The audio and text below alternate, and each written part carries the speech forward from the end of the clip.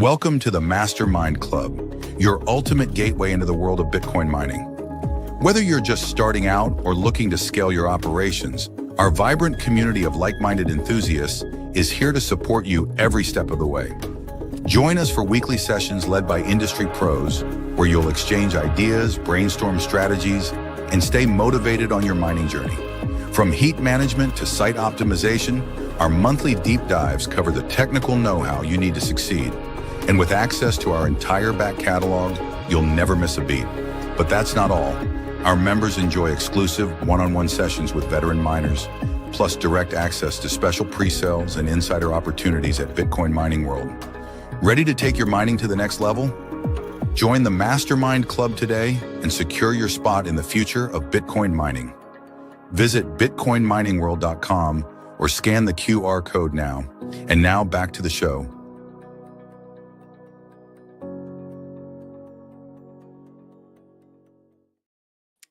Good morning, everybody. Welcome to our Mastermind Deep Dive on pools and how to maximize your profits.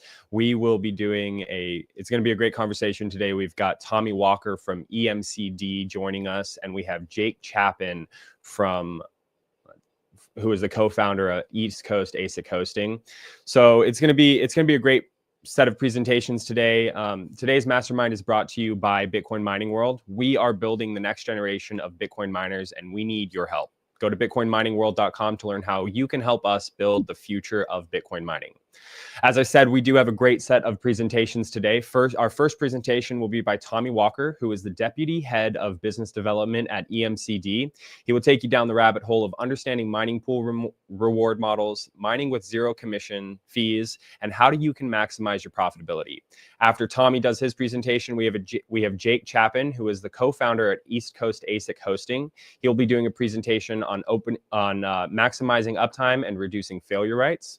Huge shout out to both of you gentlemen. We really appreciate your time today and for speaking to our community. This is what the mastermind is all about. We bring together different people from different parts of the sector to present and talk about their own little niche and, explain to you guys how you can build a more profitable and more economically viable Bitcoin mining operation. A few things before I hand it off to Tommy. We have some giveaways that we are going to do in today's live stream. We are giving away some hardware wallets and a Bitcoin Mining World BitX. We will do that in between the presentations, and you can only win if you are actively in the StreamYard live webinar. So go to the link, which will be shared in the chat and on your screen, to participate in those giveaways. It's going to be a great opportunity to get off zero if you don't have a Bitcoin mining, or if you don't have a Bitcoin miner. BitX is a great project. And obviously, if you're mining Bitcoin, you need to be able to store those Bitcoins somewhere. So it's going to be awesome.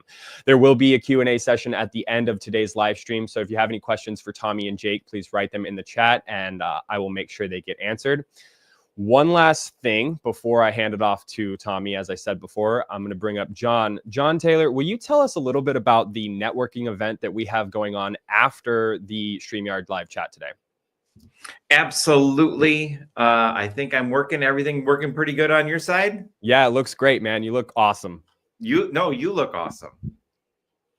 There we go. Anyways, we're having a networking event afterwards, and this is the mastermind connection time, where we are going to be in a Zoom, and we're going to have the opportunity for everyone to share where they're at, what projects they're working on. And, we have links everywhere. I'm going to put a link into the chat, but we'd like to see you there. So if you have something you want to talk about, an issue you would like to work out, definitely join us. Yeah, it sounds to me like, this networking event is a great opportunity for people who want to dive further into, the problems that they are facing individually. So we can help them from Bitcoin Mining World is going to be able to help them, kind of get on the right footing. Absolutely. So awesome. Yeah, looking forward to it. Awesome. Thank you, John. Well, we will see you at the networking event. All right, guys. So we are going to hand this off to Tommy. Give me a few seconds to bring him into the chat.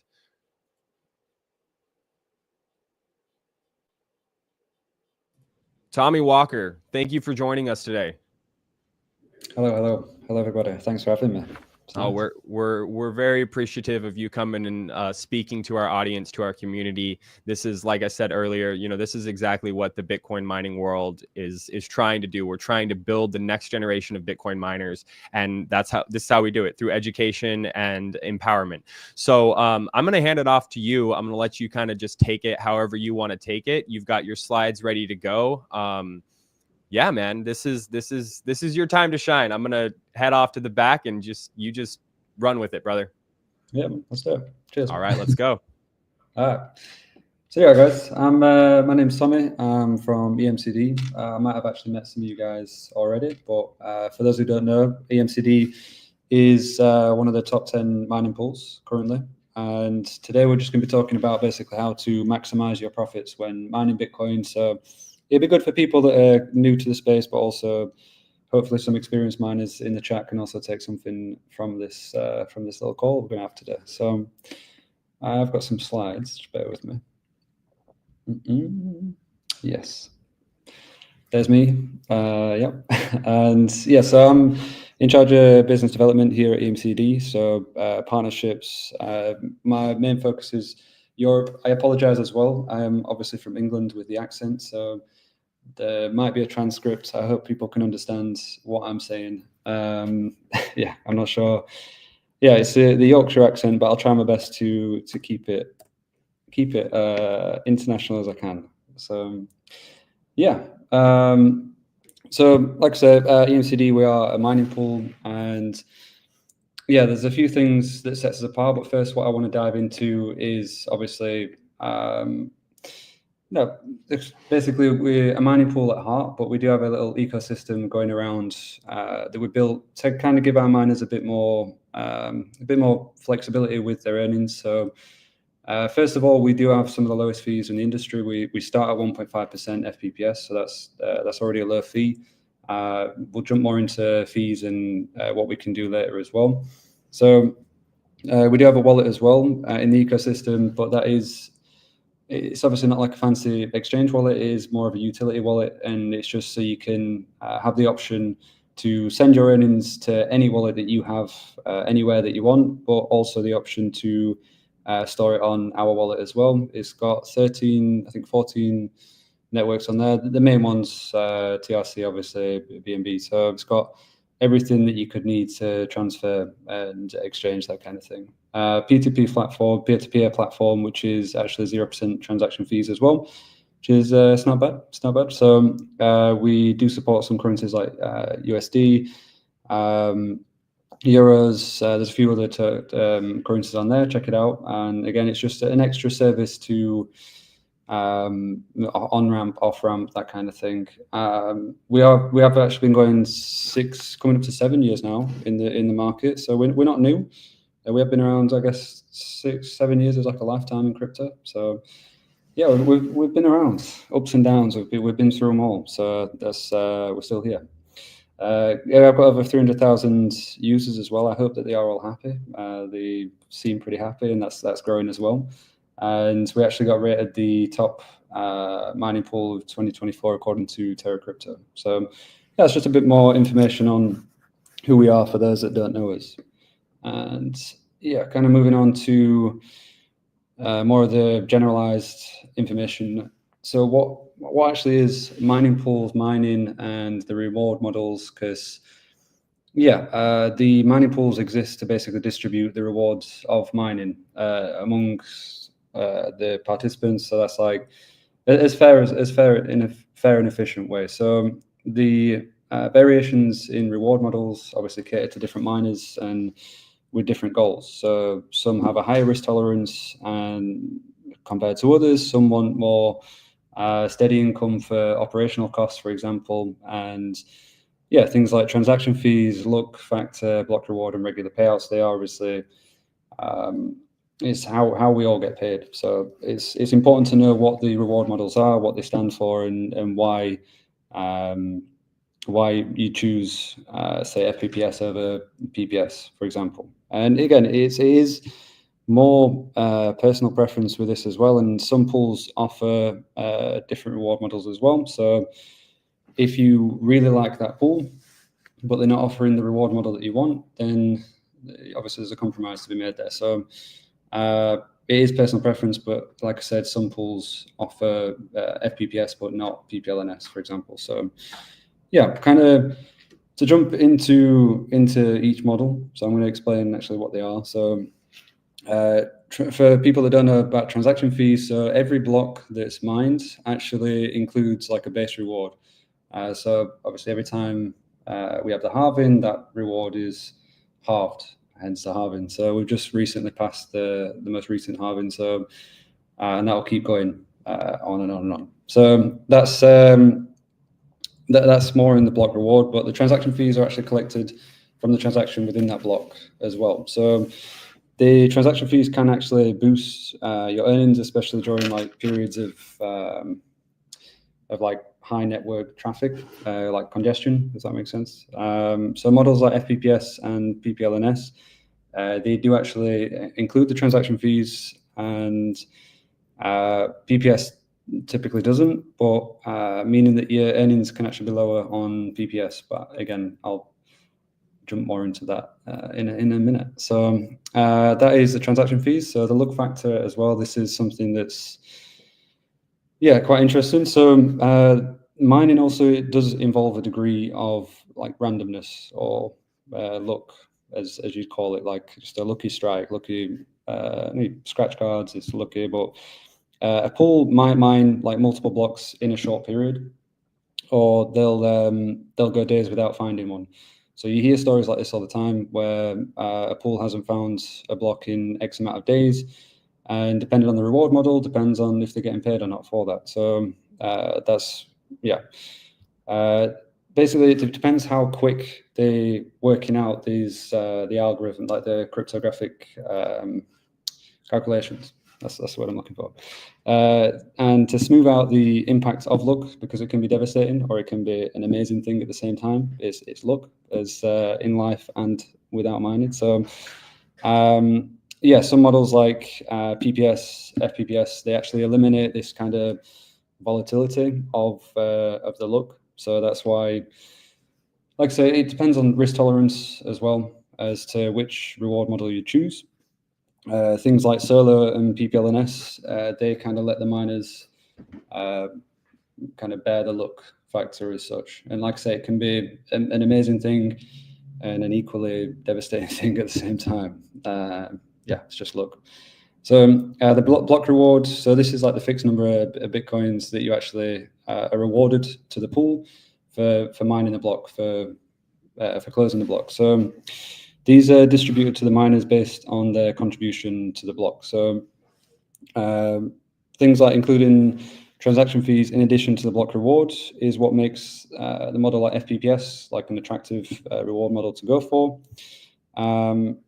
Regular payouts, so things like say you've got operational costs and wages to cover, and you can't really afford to wait until you hit that block. The regular payout is a very say if you want to scale a huge company, you can't build and scale on randomness and luck. So that's why regular payouts is quite important for larger scale operations. Whereas if you're like a solo miner, you've got a couple of machines, maybe it's just like a hobby thing or whatever, you can afford to go X amount of days with no payout and then hit the big payout. I mean, we've all heard these crazy stories of people with those tiny GPU minings hitting a block. It's crazy story. It's like lottery at that point, but it does happen sometimes. And that, like I say, I guess that's like getting a scratch card every day and then just hitting the lottery. So that's why regular payouts are important to others than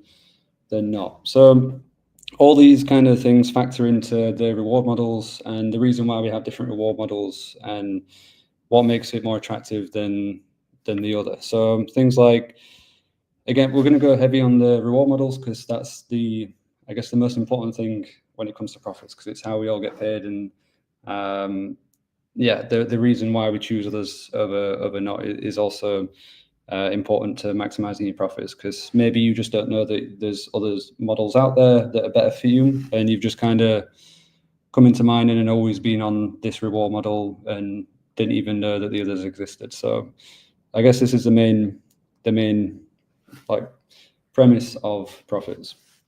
So when it comes to like FPPS, how it actually works, so the miners are paid based on the power or the shares that they actually contribute to the pool. So the pool calculates like the potential earnings. That includes, like I said, the transaction fees in the block reward as well, and it distributes the payouts consistently. So, and that's regardless of whether the pool has actually like mined a block. So it kind of stabilizes those the lucky breaks, and FPPS is really really good for people, like I say, with operational costs, large scale operations, or people that even just with 1 or 2 miners that just want regular payout. So yeah, and like people that would be good for FPPS is obviously, like I said many times, they want predictable, steady income. You'd more go FPPS. If you want to include the transaction fees, which, like I said, can boost earnings as well, and it eliminates the stabilizers that look factor. So that's it for FPPS. The trade-off, I guess, the negative to, we've got to talk about the negatives as well, of course, is that pools may charge kind of slightly higher fees to offset the risk in kind of guaranteeing those payouts. So that is the potential downside of FPPS. So we've got to do the pros and cons, as we say. So why do FPPS include the transaction fees, whereas PPS doesn't, for example? So it takes on the, like an FPPS pool kind of takes on the risk of mining, kind of stabilizing this volatility. They kind of stabilize that by paying the miners like a fixed rate for their contributions. So to calculate payouts, they estimate like the total expected earnings for both the block reward and transaction fees, and there's more risk on the pool rather than the miner because they incorporate the transaction fees within that, and the pool actually offers a share of the overall income from all the miners together, kind of thing. So regardless of luck or whether the pool actually successfully mines a block, and again that comes on to size as well, which we'll speak about shortly. Unfortunately, yeah, size does matter in mining, so we'll talk about that shortly as well. And yeah, it makes the FPPS payouts kind of higher and a bit more predictable. But as I said, the downside is the transaction fees can be high.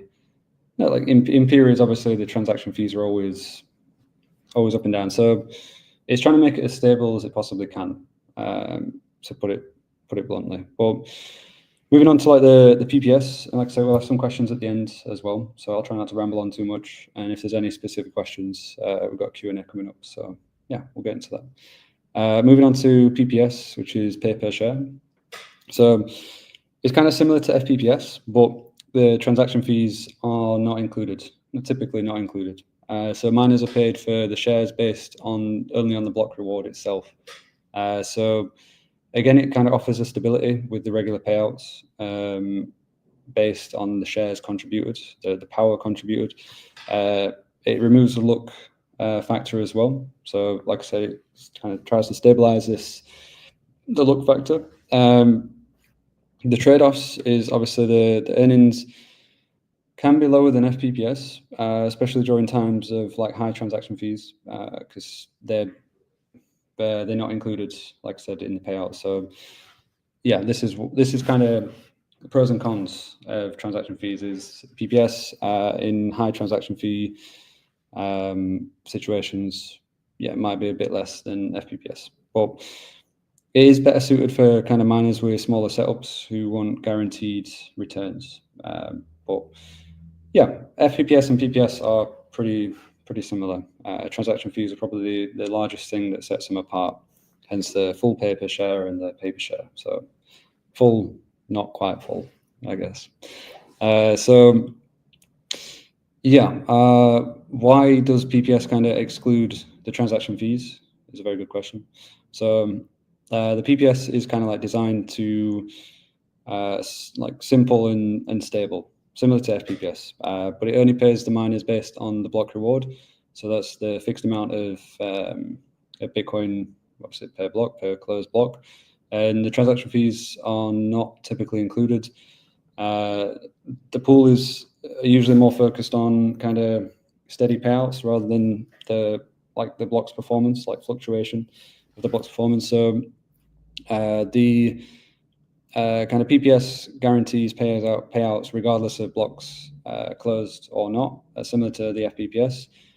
But they often do keep those transaction fees to kind of compensate for that risk. So it's to kind of ensure the pool that has enough funds to kind of cover those payouts during the periods of this fluctuation.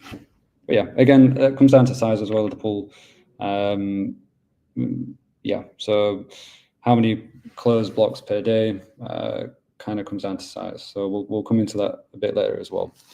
So PPLNS, so paper last N share, so the nonce, the rewards kind of depends on the contribution to the last N number of shares before a block is actually found. So if the pool doesn't find a block, there's no payout. So it does include transaction fees when a block, but it does include, the transaction fee when a block is mined. So again, the difference between PPS, FPPS, PPLNS.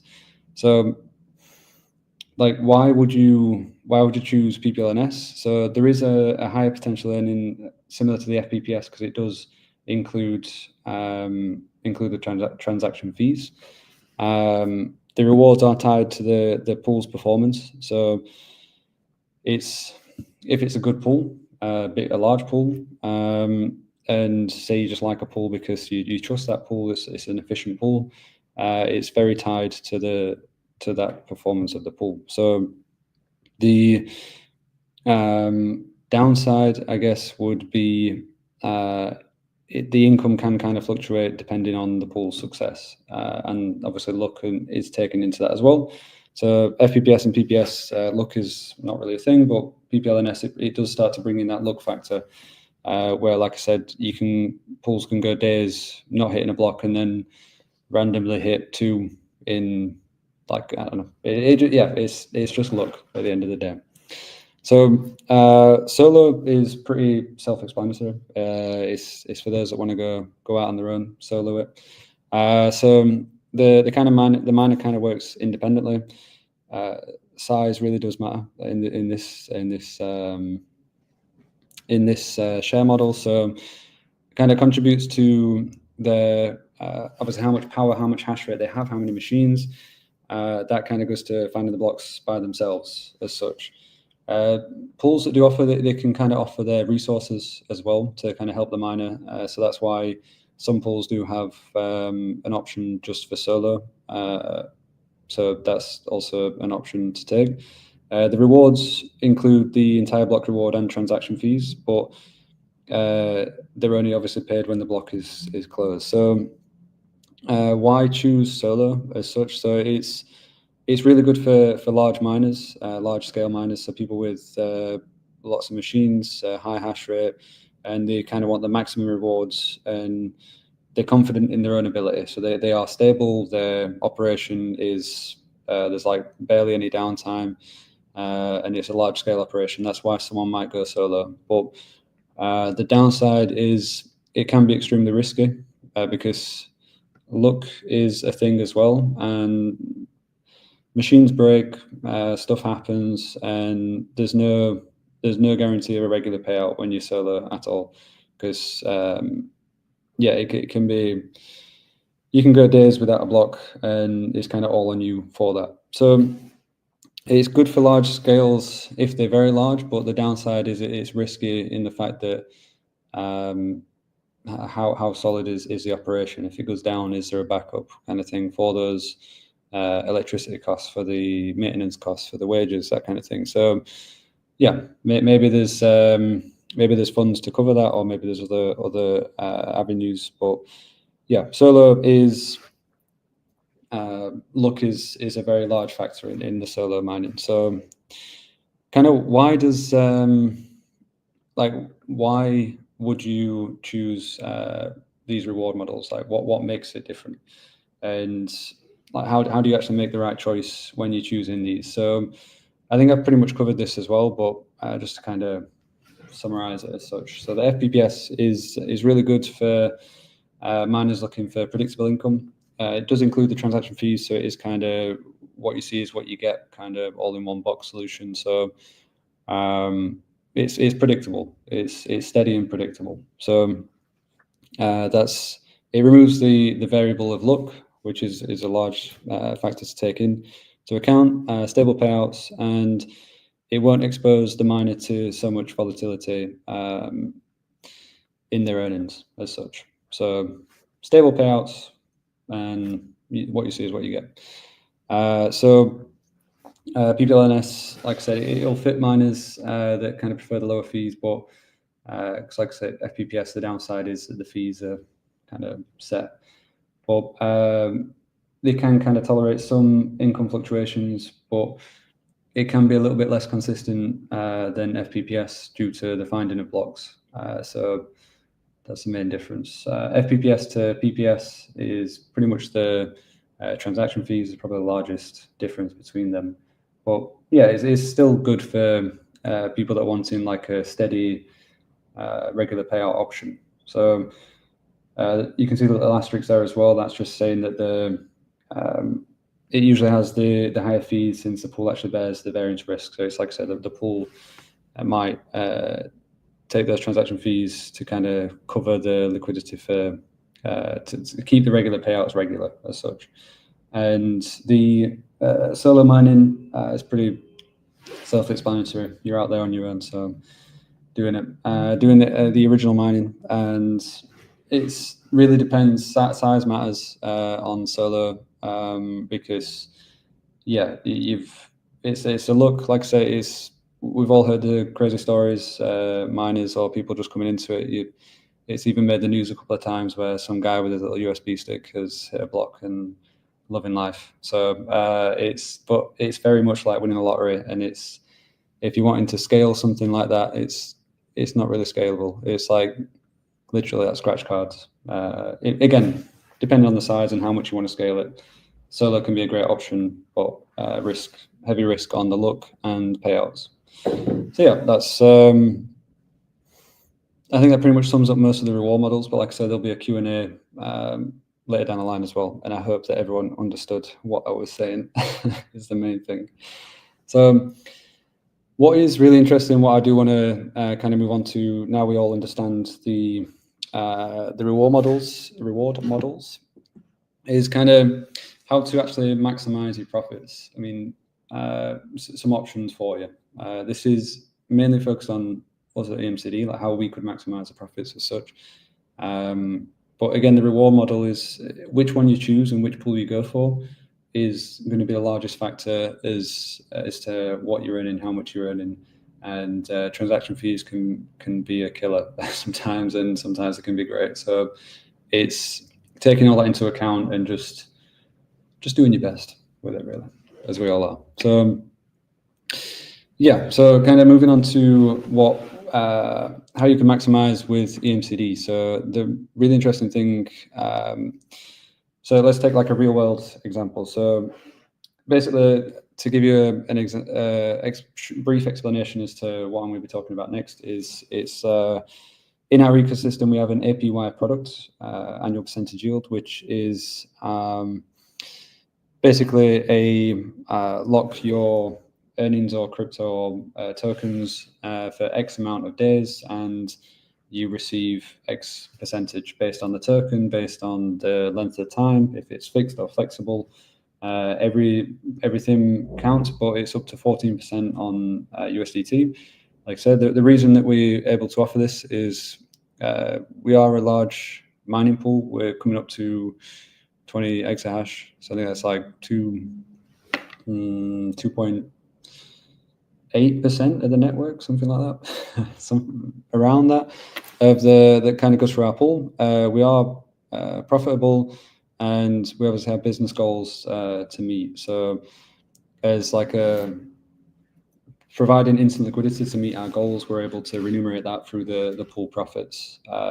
That's what the coin hold is. It's a APY product, so it's an earning product. So let's compare like a real world example, just to give you some kind of quick maths. Is say we take 60 petahash, so 60,000 terahash, for example.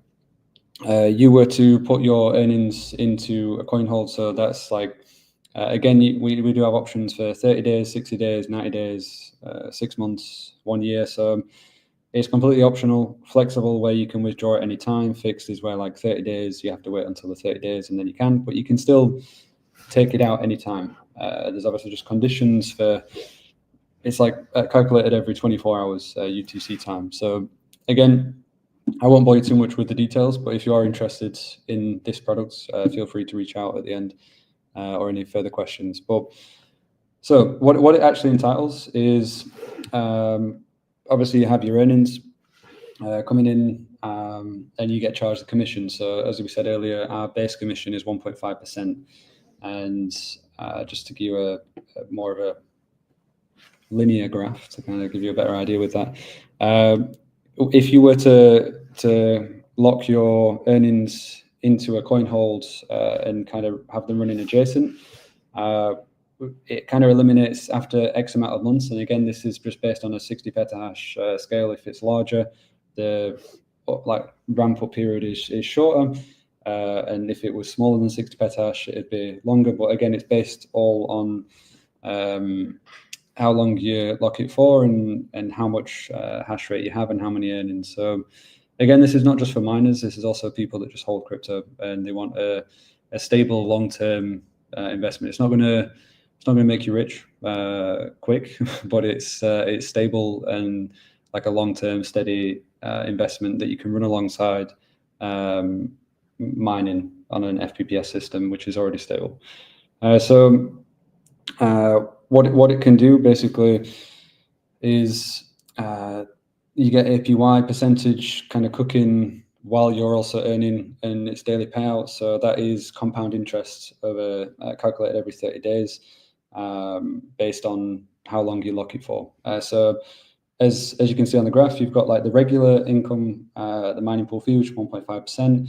And then the coin hold eventually eliminates that 1.5% fee because it's compound interest based on the earnings that you're making, and it kind of stacks. So eventually, after 3 months, you're in the positive. I know it says negative fees, but it's in the positive, if that makes sense. It's just like negating the fees is why it says like negative fees, because it's eliminates 1.5% fees. I hope that makes sense. So yeah, so as we can see, it can be quite substantial as well. Again, this data is based on the 60,000 terahash, 60 petahash model. So depending on how many miners you have, you can do this with one miner, you can do this with 1,000. It's scalable, and it's a steady long-term thing. Like I say, it's not gonna make you rich in the immediate future, but yeah, it's I hope that you understand that. So again, this is the CoinHold APY product, and we do have more information on that if you are interested.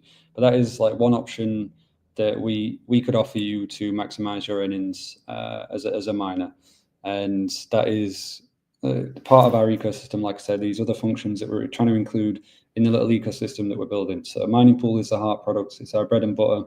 It's what we'll always do, and we've always have done. But these are just extra products that we're trying to integrate to make it a little bit better for everyone, basically.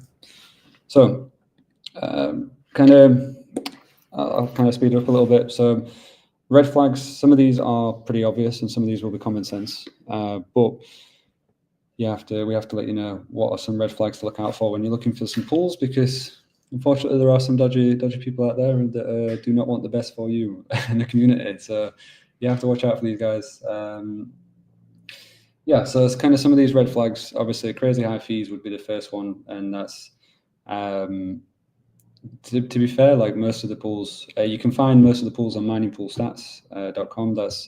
That's where most of the pools are listed for each token. So for those that don't know, that's how you can keep up to date with a mempool as well. So these are resources that you can use to find out different pools. So you don't just type into Google mining pool and whoever's got the best SEO is top. Where mining pool stats kind of gives you the full layout of all the mining pools, so you can compare. You can see what reward models they offer.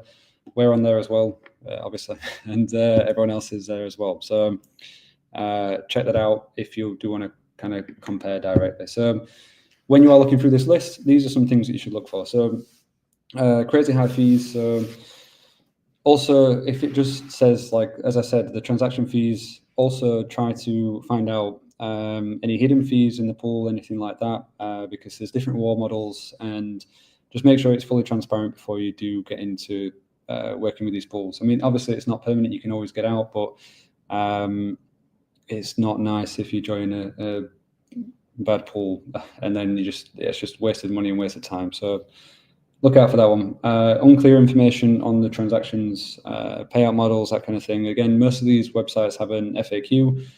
Try to fact check it. Try to find out kind of where they're getting the history of the transaction fees from. And yeah, if you know anyone also in that pool, ask how the payouts are for them personally. You can also just run a test, is what most people do. They just connect a couple of machines to each pool at the same fee, and that's probably the best way to get like your own personal. I always recommend that to just test it out yourself and see the results for yourself, because that is the best way to find out how regular the payouts, and that kind of also delayed or inconsistent payouts, things like that. If they're blocking transactions for some reason. And again, that also ties into the lack of security. So two FAs is just basic bog standard SSL. These are things that, yeah, been around for years. So if they've not got these, that's a big red flag. I mean, in any crypto website that you visit, 2FA SSL is like, yeah, it's been around a while. No live tech support. It's not a massive red flag if there's no live tech support, like an actual human, if it's just all automated. But it is a red flag if you raise a question and it takes like days, or especially when it comes to like if they blocked a transaction and then no one gets back to you for like a couple of days. It's you're sat worrying, and yeah, you might make a bad decision based on feelings. So always check out the support, and you can do that just by simply writing in before you actually join it, and just test the response out, just see how you feel. Are they polite? Are they not? Are they helpful? Do they know what they're talking about? That kind of thing. And again, live or not, it's I guess the main thing is quality at the end of the day. And if it fixes your issues, it doesn't really matter if it's a human or a robot. The main thing is your issue gets fixed. So suspicious community, this is kind of ties into crypto as a whole. We've all seen those suspicious groups where it's just like bots, like tens of thousands of subscribers and zero engagement. Stay away from those people. I don't know. It's yeah. So again, this kind of comes down into, do you actually know anyone in that project or that pool? Can you get a first-hand experience or feedback? And if you look online and everything's positive, that's also usually a red flag, because you can't make everyone happy. You just got to be best. There's going to be pros and cons to every project, and if everything's positive online, definitely a red flag, because it's not just the internet, but in real life, like there's going to be some pissed off people there. So suspicious, red flag, yeah, whatever you want to call it. And no real-time watcher link is also a red flag. So kind of if you connect your miner and there's like a delay in the any kind of delay in monitoring or earnings is costing you money at the end of the day. So if something goes wrong and you don't find out about it live, like while it's going wrong, then it's just wasted time and wasted money. So again, make sure that they do offer real-time statistics and watcher links when it comes to mining, like actually see your hash rate, see the rejection rate, that kind of thing. It's very important to a miner. So again, we all need that information ASAP, not delayed. So Again, just kind of some of our benefits, just to kind of finish off the chat. I think I'm coming up to my time, so I'll speed run this last one. So we do listen to our customers. We try to make it as like easy as it can. Like, as you can see, that dashboard, it should be super simple. I've seen some pools that are like Windows 98 kind of style, and it's a bit overbearing. So we do try to make it as simple as possible. So you can see all your statistics. You've got the base commission of 1.5%. You've got access to your watcher link. We do have Stratums in the US as well, so it's also good. Coin hold up to 14%, as I've mentioned briefly. Again, more information, ask away. Live support, it should be 24/7. Not sure what happened there, but it should be. We are 24/7 live support. Yeah, so that's, I guess, some of our benefits as well. And also API integration for separate. We're pretty flexible at the end of the day. So based on what you need, let's just have a chat and see what we can do. So this is the last bit from me to kind of sum it all up. As you can see, 0% fees. This is crazy. So as I said, test the pool. Always test the pool before you actually go all in. I'd always recommend that. I'd never recommend anyone to move their whole fleet over, because not only is it time consuming, we've all been there manually configuring each machine. It is a dull process, but it's something that needs to be done. So before you make that huge dive into a new pool, always test it. It's just always test it with a couple of machines. It takes a couple of minutes with a couple of machines. So yeah, special for you guys, we are offering a welcome bonus, and this is only for new users that haven't joined us already. So these can be 0% fees for a month with using this promo code. There's also my Telegram there in the far right. So scan it, send me a message, send me a wave. I'll say hello. I'm active on there, don't worry. And also the QR code to our website is also there. If you are mining over the 10 petahash or more, we can offer you the 0% fees. But yeah, let's just open up a conversation. Scan me there or scan the website. Get in touch with any of the team. We'll always be happy to help. And yeah, I hope that I have answered some of your questions for maximizing, especially the reward models. I guess that's the main thing. But yeah, we're here to help, and yeah, I hope that I have helped some people here today.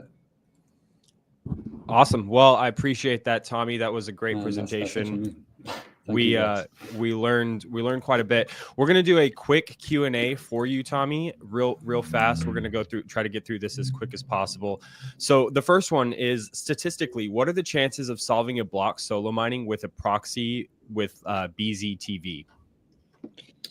With what? BZTV? BZTV. Say again. B. So it was on the screen. Statistically, what are the chances of solving a block solo mining without a proxy with BZTV? I'm not sure what BZTV is. I'm not sure. BZTV. I'm not too familiar with the BZTV. But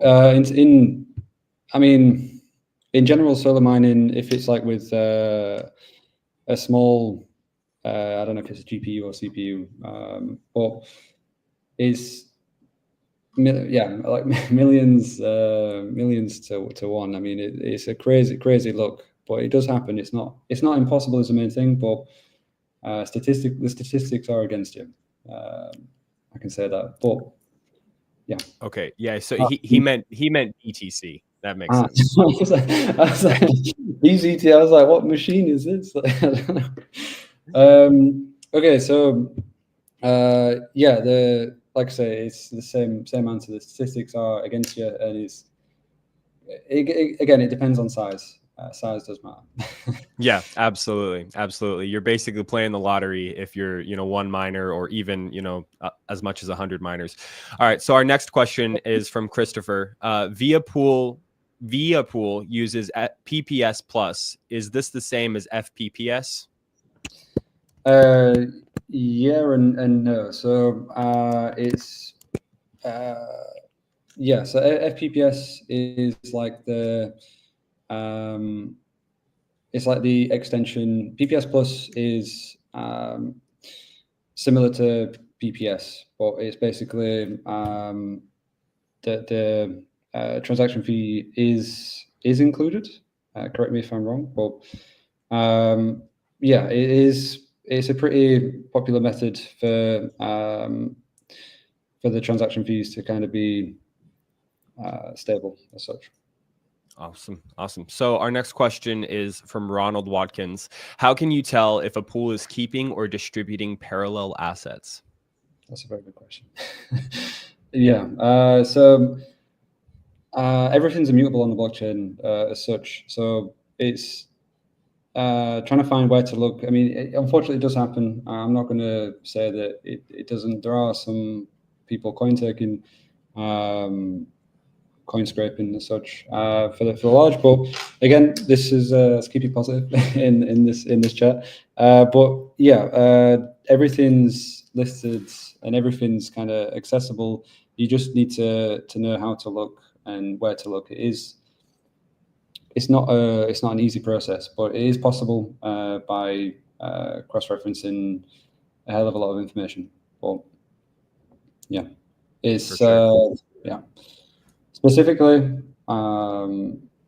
yeah, the process is long and grueling, but everything is possible. It is immutable. So our next question is from Raul Antonio. Is there a difference between FPPS and FPPS Plus? FPPS and FPPS Plus. So again, not much difference, to be fair. When you're looking at these reward models and kind of the hidden fees within each one, it is similar to what I said about testing the pool first. It's also a good idea to just get in touch with the support, because some, like Vi said, they do offer, if you look on the mining pool stats, it kind of says what reward models they offer, but they offer quite a extensive range of different ones. So get in touch with them and find out kind of the transaction fees that are fixed in that as well. And any hidden fees is, you can find most of this in the FAQ as well, but actually speak to them and find out how much they're charging in the hidden fees that are sometimes not obvious when you first join. For sure. So next question comes back from Richard. Is there a way to go around, or is there a way around going through a pool? So can you go around pools? In what way? Is in like make your own pool, or is in like just? I would imagine, he's mining. How can he go around using a pool? Is there a profitable way to go around using pools? Around, as in like avoiding? Like, yeah, as in avoiding using a pool. Yeah, I mean, you can just as we said, you can just solo it if you really wanted to, or if you had the funds and the resources, you could just make your own proxy as such. That's also an option that some people do. Is, again, it depends on scale. Some large operations just simply set up their own pool and just crack on themselves without joining a third-party pool or joining a proxy, white label, anything like that. Some just get up and do by themselves. So there is, you can, it just depends on resources and size. For sure. And it goes back to just the statistics of actually being able to mine a block based on the size. So our next question comes from Ed's DIY Solar Farming. I mine 100% on solar. Mining is automated, dependent on available solar, so may shut down if sun goes away for prolonged periods and shuts down at night. What's the best model in this situation? Best model. So pure solar power, so solar mining. I mean, are operation costs involved, or is it all just like? Well, I mean, there's definitely hardware and infrastructure costs involved, but he's basically getting all of his electricity for free because it's being generated by solar. So yeah, again, FPPS could be a good model if you're wanting steady on those downtimes when you're not able to mine. FPPS does still ensure regular payouts. It's what I also mentioned. It's just transaction fees. They are included, but it's more effective when the network is congested for the network fees. So because FPPS is like a set It's that kind of thing. So I'd look more at FPPS in that situation. Awesome. Thank you. So our next question comes from Modern Mining. Hey, Tommy, does EMCD plan on opening pools for smaller coins at any point? I'm a GPU miner at heart. Yeah. So we're always looking at, again, this kind of comes into the community as well. Check us out on Telegram, or I keep calling it Twitter, X, Twitter, whatever. We're always like listening to what coins and tokens people want. So if there's enough demand for a certain token, we're always integrating it. Like we integrated Bells recently, Fractal Bitcoin as well. We're obviously looking now at the Pepe and stuff like that that's kind of coming into the scripts. So yeah, to answer your question, if there's a high enough demand for a certain token, we'll always look at integrating it 100%. Okay, awesome. So this question kind of ties into that. Do you guys support Litecoin and its merged mine tokens? That's from Sanjeev. Yeah. Litecoin and Doge, yeah, and similar the other script coins as well, that like the Pepe. This I guess that's really recent, but we're actively looking at that. But we do support scripts as well. We do Doge, Dash. I don't know who's still doing Dash, but maybe there's some guys in here that mine Dash. We do support it. Yeah, Fractal, Bitcoin, Ethereum Cash. So yeah, Litecoin is in there as well. Awesome. Awesome. Thank you for that. So we have our last question for you, Tommy. This is from JJ at Bitcoin Mining World. I want to teach my 12-year-old son child how to mine crypto. What first steps would you recommend? Oof. Getting them young. Basic for his Christmas. Yeah, that's lucky kid. I mean, yeah, check out you guys. I mean, you guys are educating, and there's plenty of resources on YouTube as well, but educating platforms, and some pools also offer an academy, so like to get them involved in that. But yeah, I mean, I'd send them to you guys to learn. Awesome. Yeah, well, we do have plenty of opportunities for people to learn how to mine Bitcoin and how to get started. I mean, it's kind of our bread and butter over here. Yeah, Ron, imagine holding BTC as a 10-year-old to retirement. I mean, that'd be insane. You probably only need like 20,000 sats to really be wealthy at that point. But anyways, Tommy, I appreciate your time today. I appreciate you speaking to our community. We're gonna jump into our next presentation. I know that I promised that we would do a giveaway for the hardware wallets, but we're having some technical difficulties. Rest assured, if you are live in the StreamYard chat at any point throughout this conversation, you will be entered into all of our giveaways, but we're going to be doing the giveaways live in our networking event. So go to the link at the bottom of your screen right now. I'm going to share it one more time. Let's see here. Networking event. Scott, will you remove that thing real quick so people can scan the QR code? Let's see. There it is. So scan that QR code, join the networking event, and you will be able to watch that giveaway live. We're doing 2 hardware wallets, and we're doing 1 BitAxe.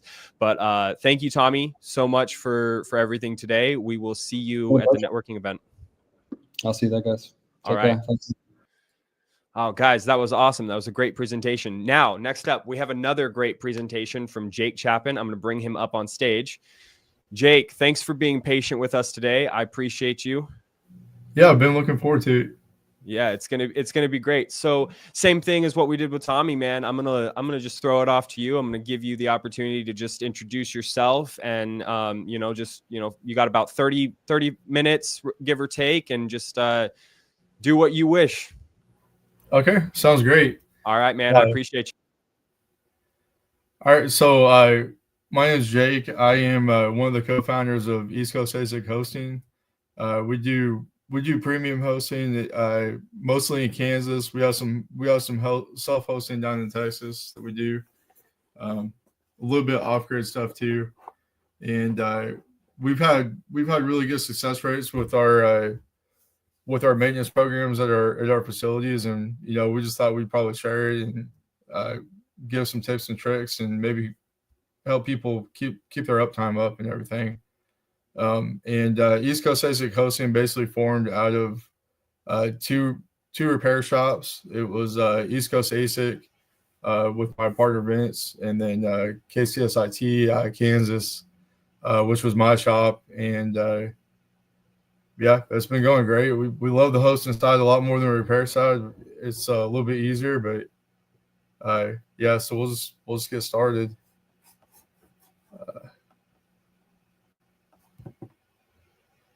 So we kind of look at our uptime and keeping everything up from kind of like a more of a whole model, from the facility, the firmware, the environment that we're running in, and the equipment.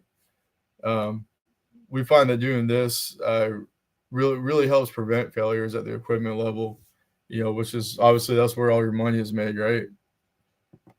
So it kind of starts with most of the time we start with firmware. Most of our hosting clients, we allow them to have, for the most part, we let them have whatever firmware on there that they want. There's only a couple that we don't allow in our facility.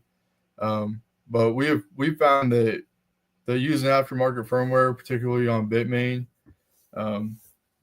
really helps keep the uptime up. There's a lot of situations where we would normally have to pull a miner, let's say like a fan goes down, on stock firmware, that's going to keep you from mining, or sometimes there's just little things in the Bitmain firmware. The machine's actually fine. If you switch it over to third-party firmware, temp sensors is one.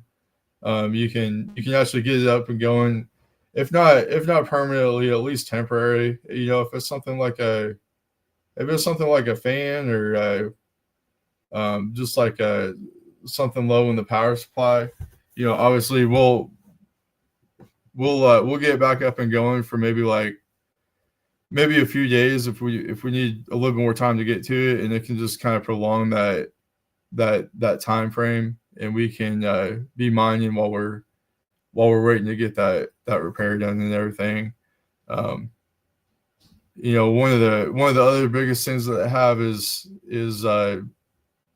they basically adapt the board to they adapt how they're running the board to the environment and basically the abilities of the board.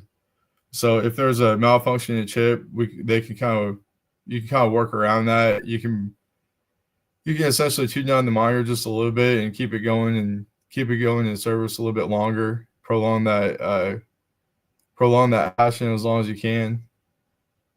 And then also another thing, it doesn't happen very often, but if there is a larger issue in the facility, such as a failed exhaust fan, or maybe we had something happen and our high out containment is messed up, we can actually lower multiple machines all at the same time, and that can get our hash rate back up and everything. You won't be running at full, but running at a lower hash rate is better than running at nothing.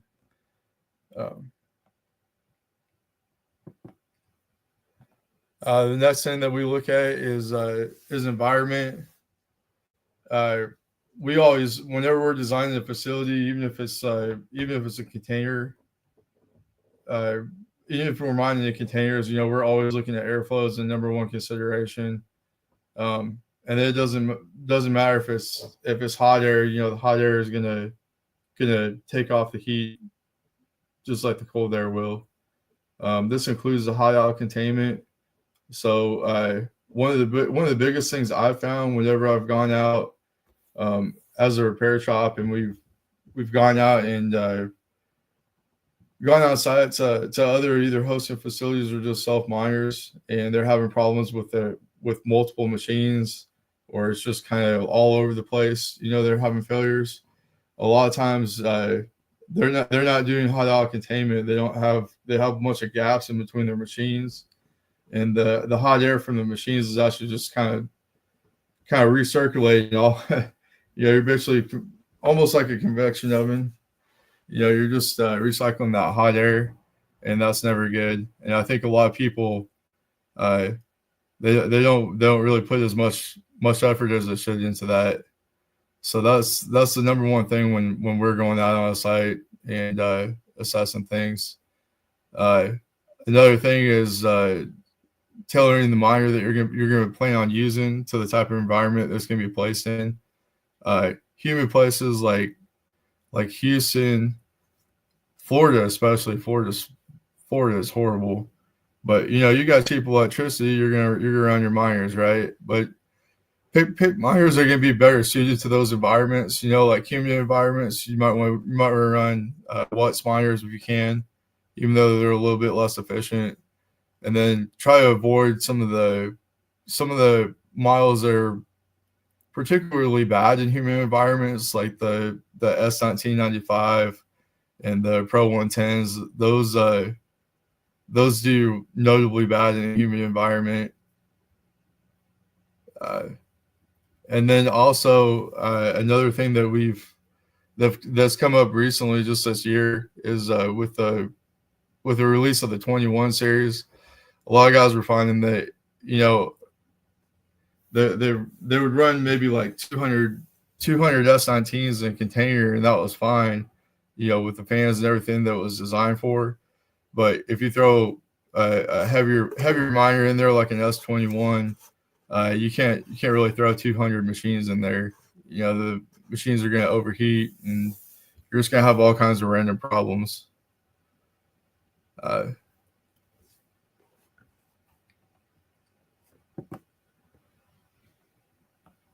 Then the next thing is equipment and just maintaining your machines on a regular basis.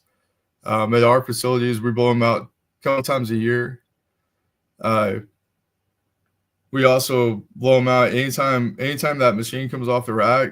It only takes a couple minutes. We blow them out again. Any bit of dirt that you can get off of there is going to be good for it. And you might only have to spend an extra 2 minutes blowing out the dust, but think about how much time you're going to save. If a machine actually, if it just prevents 1 or 2 machines from going down in the future, you've already made that time back. Especially if you're, and that's especially true if you've got staff on hand to handle all this stuff. That's less manpower that you have to pay for and everything.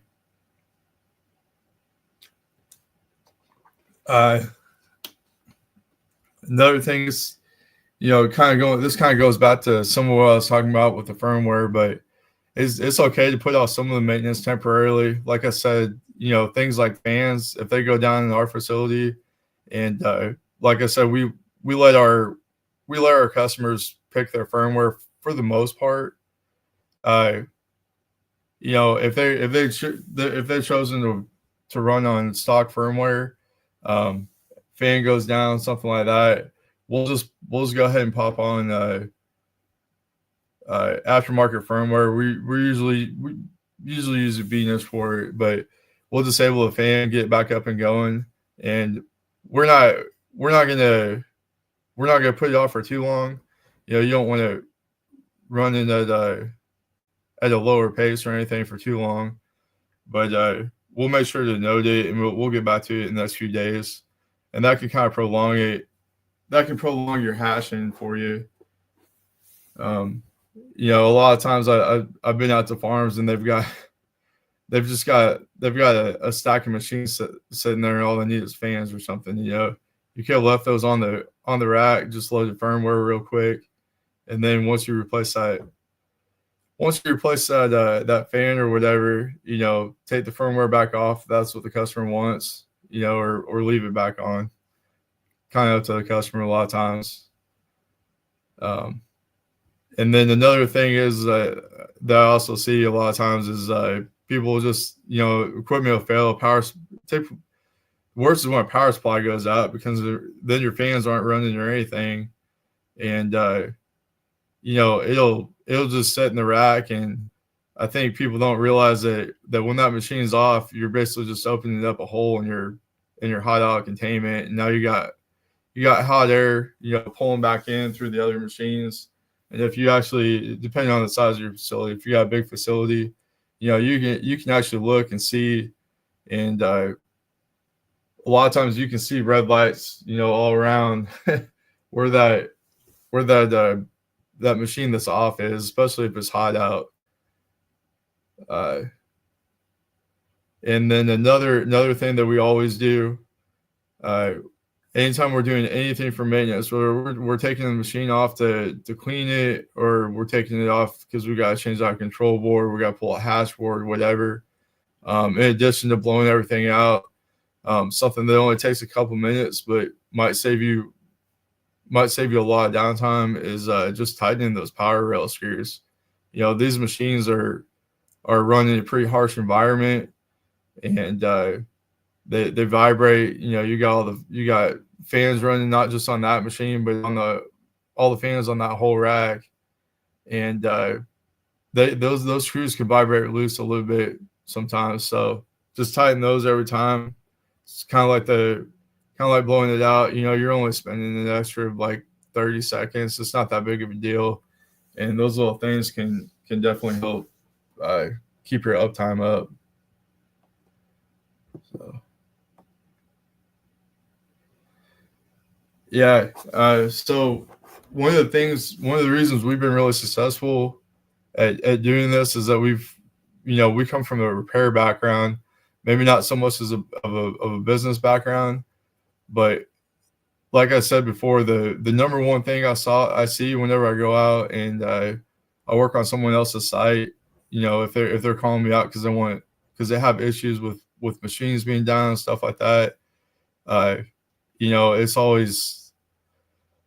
it's almost always has to do with repair of the miners. And if you can prevent having to repair them, or just maximize your time by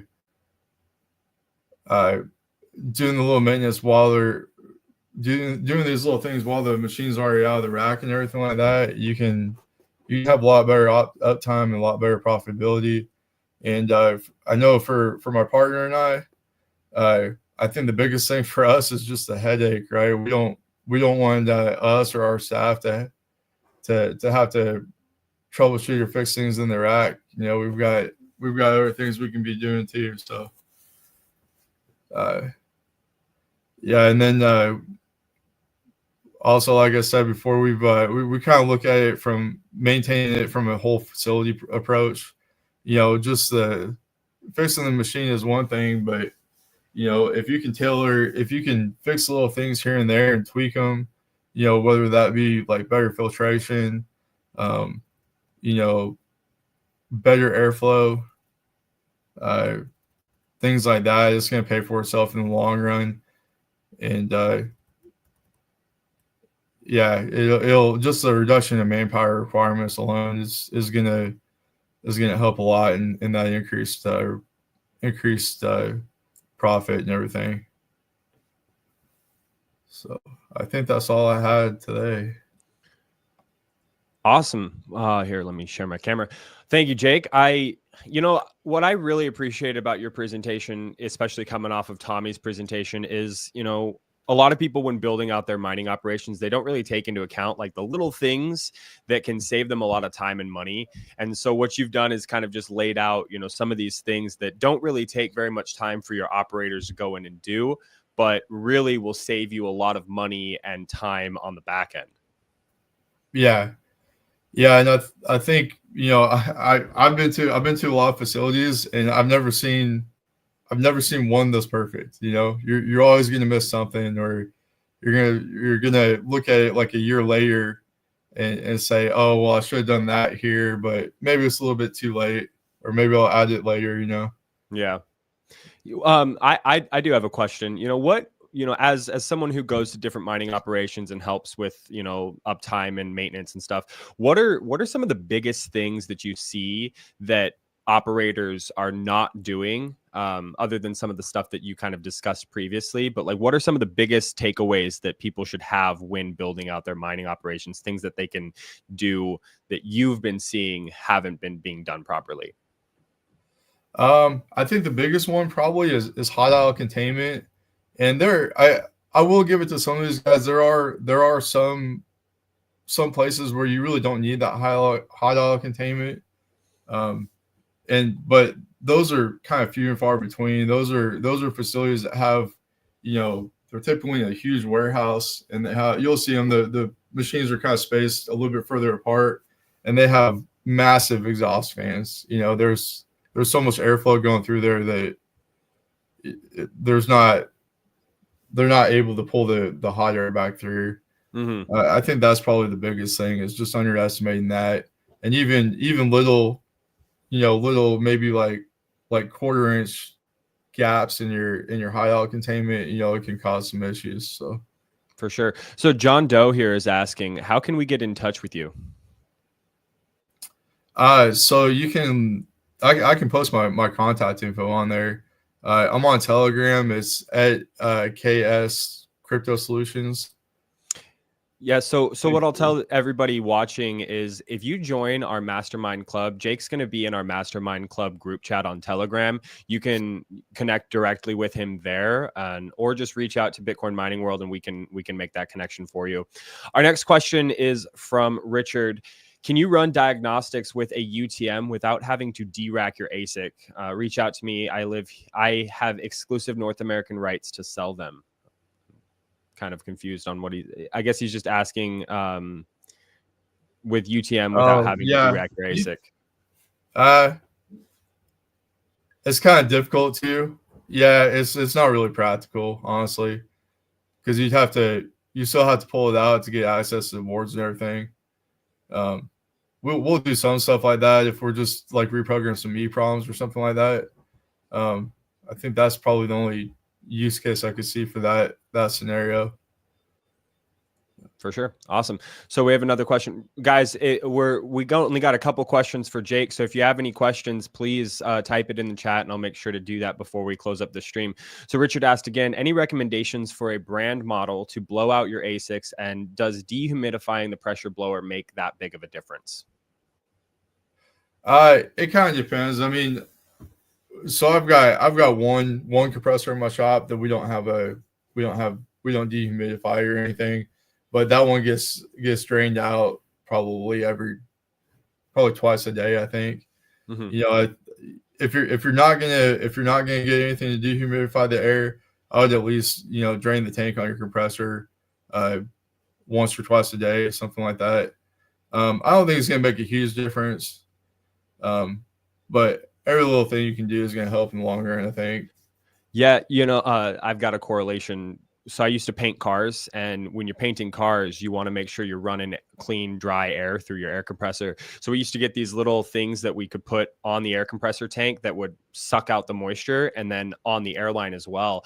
I'm not exactly sure what the fitting is called, but Amazon sells them. It's like a little fitting that goes in between your blower gun and your air compressor line, and it just pulls the moisture out of it. I would also recommend draining the tank, as you said, but that's just kind of like a little added protection. You don't want to introduce moisture to your ASICs like whatsoever.